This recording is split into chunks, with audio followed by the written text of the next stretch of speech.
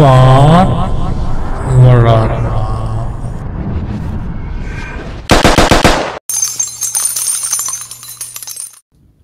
Kun gumaa online irratti torbaanitti guyyaa tokko kan isiniif darbu qophii faana warraaqaadha. Qophii faana warraaqaa guyyaa har'aatiin seenaa goota tokko qabadhee isiniif dhiyaadheera. Gootni har'a seenaa isaa qabadhee isiniif dhiyaadhe ijaarsa qeerroo bilisummaa Oromoo keessatti nama maqaan isaa adda durummaadhaan waamamu. Fincila diddaa gabrummaa Oromiyaa keessatti bara 2005 hanga 2007tti adeemaa ture adda durummaadhaan qindeessuu keessatti nama gahee guddaa taphate. Dabalataanis bara bosonni Baalee fi Booranaa gubatee barattoota Oromoo yuunivarsiitiiwwan garaagaraa keessa jiran qindeessuudhaan adda durummaadhaan nama gahee guddaa bahatedha. Gootni kun eenyu jechuu hin ooltan. Guutuu seenaa isaa qophii keenya irraatii hordofaa.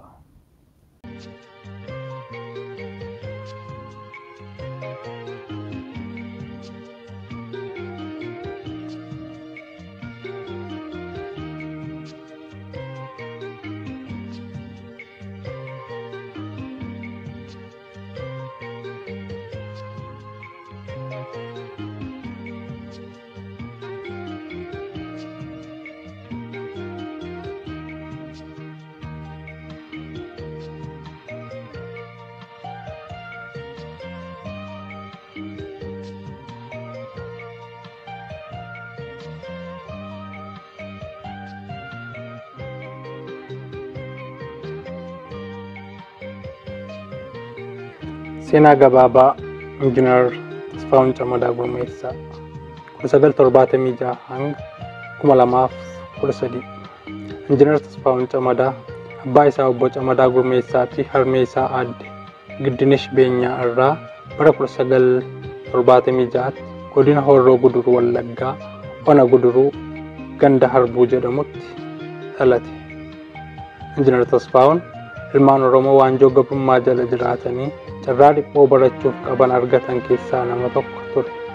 Umuriin isaa barnootaaf akka gaheen mana barnootaa seenuun barnoota isaa sadarkaa tokkoffaa mana barumsaa Looyyaa fi Fincaa'aatti kan barate yoo ta'u, barnoota sadarkaa lammaffaa magaalaa Shaambuutti itti fufuun bara 1996 barnoota sadarkaa lammaffaa xumure. Qabxii olaanaa galmeessisuunis Yuunivarsiitii Finfinnee Faakaaltii Saayinsii fi Teekinooloojii seenuun adoolessa 2001 gosa barnoota siivil injiinaringiin digrii jalqabaan eebbifame. Eebbaan boodas onkololeessa 2001 hanga adoolessa 2003tti piroojeektii Siree Nunwaarjoo R50 godina Wallagga Bahaatti saayit injiinarii ta'uun fulbaana 2004 hanga amajjii 2005tti suphaa daandii Arsii Baalee piroojeektii abbaa taayitaa daandii baadiyyaa Oromiyaa fi piroojeektii gamtaa misooma baadiyyaa Arsii Baalee Itiyoo Xaaliyaaniin durfamutti yuunit manaajarummaadhaan piroojeektii daandii Dagalee Birbirsaa RR50 regular project in Salenono district in extreme southwest of Iluu Abbaa Booraa zone. Piroojeektii daandii qubatiinsaa afur si'a takkaan deemaa turan Konee Cawwaaqaa, Baddellee Kolosirii, Gachii Caatee fi Jaanfaa Bal'aatti akkasumas ijaarsa waajjira Ona Cawwaaqaa magaalaa Iluu Hararitti bu'uureffame piroojeektii manaajarii ta'uun Injiinar Tasfaa'uun saba isaa tajaajilaa ture. Injiinar Tasfaa'uun ogummaa isaan biyyaaf saba isaa tajaajiluun cinatti qabsoo sabni Oromoo mirga abbaa biyyummaa firee ofii ofiin murteeffachuuf taasisu keessatti hirmaannaa jabaa hanga lubbuu isaa takkitti aarsaa godhee kaffalutti nama gumaachee darbe goota jabaadha. Hirmaannaan qabsoo Injiinar Tasfaa'uun Camadaa ijoollummaan kan eegale ta'ullee bara 1991 eegalee qabsaa'onni Oromoo qaqqaaliin naannoo isaa keessa socho'uu arguu fi dhagahuun ammoo haalaan fooliif dhandhama qabsoo keessa akka hulluuqe seen isa taasise. Waan kanas onnee isaa keessatti kudhaammatee yeroo gara yuunivarsiitii seen kallattiin sochii diddaa gabrummaa barattootni Oromoo itti fufinsaan geggeessan keessatti hirmaachuu eegale. Hirmaannaa irra darbuunis bara 2002 keessa akka qindeessaa warraaqsaatti qooda isaa bahachuu eegale. Baruma kana keessa sochii barattootni Oromoo Yuunivarsiitii ibidda bosona Baaleef Booranatti qabate dhaamsuuf taasisan keessatti Injiinar Tasfaa'uun koree qindeessituu ta'ee sochii kana qajeelchuun danda'eera. Jaallan isaa waliin ta'uun warraaqsa kana milkeessuu keessattis qooda guddaa baateera. Kun kanaan osoo jiru bara 2001 keessa ammoo maandhee adda bilisummaa Oromoo biyya keessaatti dabalamee miseensa ta'uun dirqama dhaabni isaa adda bilisummaa Oromoo itti kennu fudhachuun garaa guutuuf kutannoon hojiirra oolchuu eegale. Haaluma kanaan fedhii ogummaa isaan saba isaa fi biyya isaa tajaajiluu irra darbee qabsoo bilisummaa Oromoo bilbilaa jirtu keessatti qooda ofii bahachuuf dhugoomfate.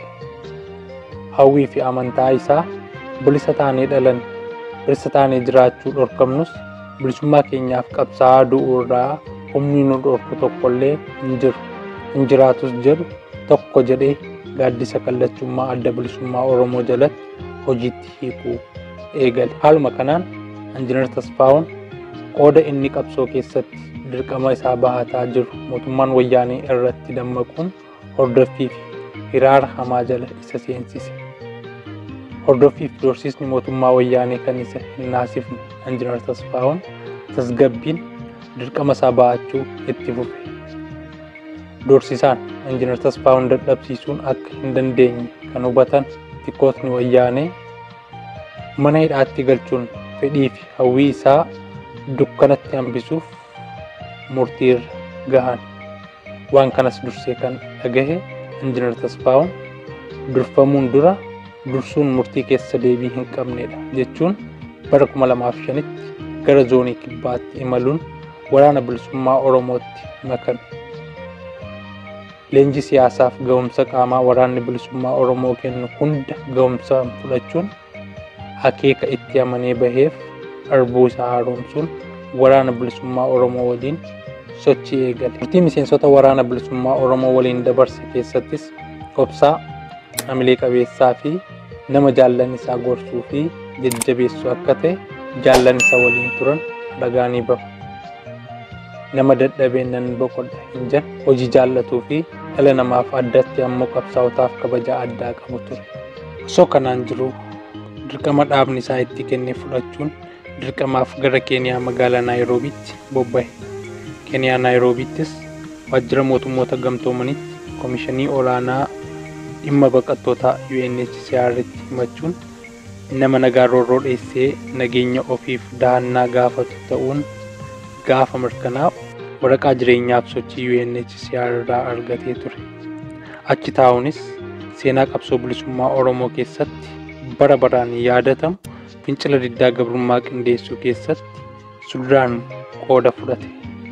Fincila diddaa gabrummaa bara 2005 eegalee hanga bara 2007tti osoo addaan hin cinne barataa, hojjetaa, daldalaa fi hawaasa Oromoo cufa hirmaachisee adda dureen qindeessuun dalagaa seenaa qabeessa hojjete.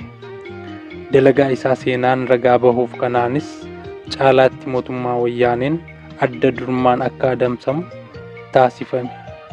Mootummaa wayyaanes Injiinar Tasfaa'uun qarriffaa isaa keessa galchuuf duula eegale. Duula eegale kana milkeeffachuufis kanneen baroota dheeraaf adda bilisummaa Oromoo keessatti miseensummaa fi sadarkaa hoggansa garaa garaa irra jiran garuu dhaabicha keessatti dirqama nyaaphaa raawwachaa turaniin shira isaa itti fufe. Haala kanaanis Injiinar Tasfaa'uun harkatti galfachuun ittiin ulfaanne. Gochaa fokkataa seenaan dhiifama hin gooneef kanaanis jaallan qaqqaalii hedduun aarsaa lubbuu itti kaffalaniiru. Injiinar Tasfaa'uuniinis gochaa qaamni shiraa kun raawwateen Eebila 27 2007 walta'iinsa mootummaa Keeniyaa fi wayyaaneetiin waahila isaa Injiinar Masfiin Abbabaa waliin ukkaanfaman. Dhaaba gaadidduu mootummaa Ameerikaan hundaa'e biyyoonni akka Ugaandaa fi Keeniyaa miseensa itti ta'an Joint Anti-Terrorist Task Force JATT jedhamu keessatti miseensa kan taate Itoophiyaan dahoo maqaa shororkeessummaa adamsuu jedhuun ilmaan Oromoo baqattummaan biyyoota ollaa ishee jiraatan ukkaamsuun butaa turuun ishee ni yaadatama. Haaluma kanaanis Injiinar Tasfaa'uun Camadaa fi Injiinar Masfiin Abbabaa yakka dharaa maqaa shororkeessummaan faaluun gargaarsa mootummaa Keeniyaatti dhimma baatee ukkaamsuun sababa shororkeessitoota gaanfa Afrikaa Finfinneetti qoranna jechuun JATT East Africa Main Branch Investigation in Addis Ababa akka dabarfamanii isheef laataman goote. Injiinar Tasfaa'uun Camadaa fi Injiinar Masfiin Abbabaas caamsaa 12 bara 2007 halkan keessaa sa'a 2tti harkaaf ija hidhanii Moyaaleerraan Itoophiyaatti dabarfamanii kennaman. Biyyatti dabarfamuun duratti gaafa qabaman Eebila 27 2007 irraa kaasee hanga caamsaa 12 2007tti National Bureau of Investigation NBI Head Office naannoo Tiriin Vaalii jedhamu jiru keessatti qorattoota FBI Ameerikaa fi Keeniyaa Anti-Terrorist Police Unit jedhamaniin qoratamaa turan. Eega qormaata isaanii xumuranii booda dursaan qorannoo kanaa namni Firaansis jedhamus dargaggoonni ukkaanfaman kun yakka shororkeessummaan waliin wal qabatu tokkollee kan hin dalagan waan hin qabneef mootummaan Keeniyaa akka dafee gadi isaan lakkisuu qabu murtii dabarsee ture. Garuu dubartiin Keeniyaa Liiliyaan jedhamtu kan waajjira CID jedhamu keessatti ofiisara taate maallaqa harka wayyaa jalaan wayyaanotaan afaan kaa'amtee bitamtee ilmaan Oromoo qaroo sabaa turan dabarsitee laachuun abjuu isaanii doomsite. Carraa qulqullummaan hidhaa keessaa ba'uuf qabanis jalaa galaafatte. Haala akkas dabaan xaxameen Injiinar Tasfaa'uun Camadaa fi Injiinar Masfiin Abbabaa gara maayikalaawwii qe'ee lafee Oromoo qaqqaalii qorxomsee ammallee guutuu didee kan biraa dabalachuuf afaan banee taa'utti kan darbataman. Maayikalaawwii keessatti waggaa tokkoof ji'a 3 guutuu reebichaaf dararaa daangaa hin qabne jalatti qoratamaa bahan. Yakka miseensummaa ABO'tiin himatamanii jireenya mana dukkanaa waggaaf ji'a 3 booda adoolessa 2008 mana murtiitti kan dhiyaate Injiinar Tasfaa'uun bitootessa 31 bara 2010 dhaddacha barcuma ilmaan Tigraayeen guutameen murtiin hidhaa umrii guutuu itti murteeffame. Du'a isaa argu malee murtii kamiinuu quufuu kan hin dandeenye mootummaan wayyaanes Eebila 4 bara 2011 mana hidhaa keessaa miliquuf karoorfataa jirtu jedhee sobaan yakkuudhaan Injiinar Tasfaa'uun Camadaa fi Injiinar Masfiin Abbabaa mana hidhaa keessaa ukkaamsee ciraa dhabamsiise. Gartuun qorattoota ilmaan Tigraay Suduraan Mallas Zeenaawiin qajeelfamu bal'oo keessatti bal'oo biraa qotee dukkana keessatti dukkana biraa qopheessuun hanga qaamni isaanii bututee sammuun isaanii hadoodutti reebichaan hunkuteesse. Dirmamuu qaamaa, madaa onnee fi godaannisa sammuu irraa fayyamuun hin danda'amneen kan eele Injiinar Tasfaa'uun Camadaa dhukkubsatee akka hin yaalamne taasifamuun hagayya 24 bara 2013 du'aan addunyaa kana irraa boqote. Qarriffaan bulguu lafee ilmaan Oromoo qulqulluu qorquu bartees dhiiga Injiinar Tasfaa'uun Camadaa qeentee habbuuqqate. Bilisa ta'ee dhaladhe, bilisa ta'ee jiraachuu dhorkamus bilisummaa kiyyaaf qabsaa'aa du'uu irraa kan na dhorkuu danda'u humni tokkollee hin jiru. Hin jiraatus jechuun kan beekamu Injiinar Tasfaa'uun Camadaa adeemsa diddagalfataa fi ulfaataa eegale galmaan ga'uuf milkii itti dhabee aarsaa lubbuu ilmaan Oromoo kumaatamoon Oromummaa isaanii qofaaf kaffalaa turanii fi baasuun kichuutti cabee hafuuf dirqame.